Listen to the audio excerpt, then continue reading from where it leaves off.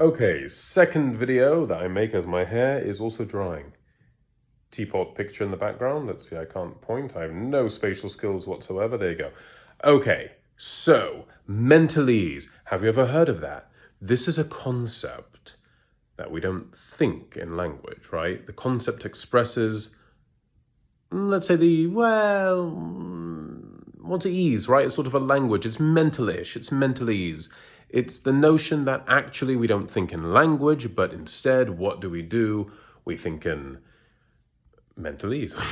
We think in a sort of conceptual way, a visual way, propositions, other things.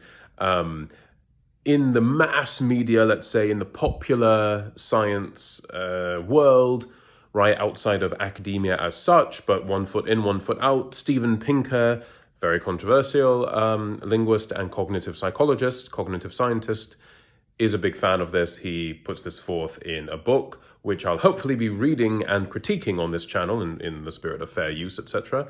The Stuff of Thought. So he's claiming that to some extent, mentalese is this stuff of thought. It's thought, and language then is how we sort of package it. And although I'm not sympathetic to, by any means, all of Steven Pinker's ideas intellectually, or indeed socially, see, Twitter, etc., for other controversies. However, I think this is a good way of thinking about language and thought and how they are separate.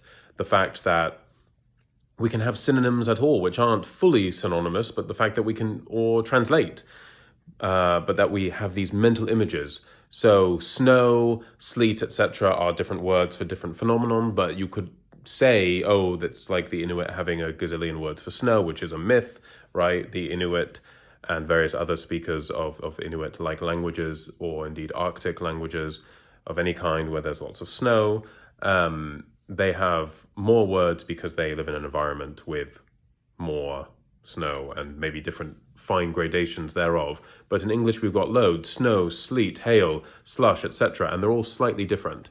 Okay, so what does this have to do with mentalese?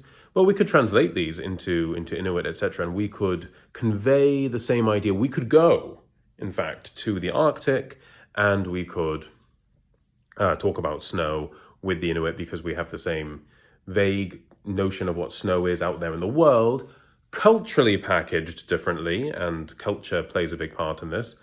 However, also the words themselves, the fact that they could even have equivalents means that you have to have this underlying representation in the mind, which you then translate into words, i.e. we're thinking first in images or notions, and then we find the word.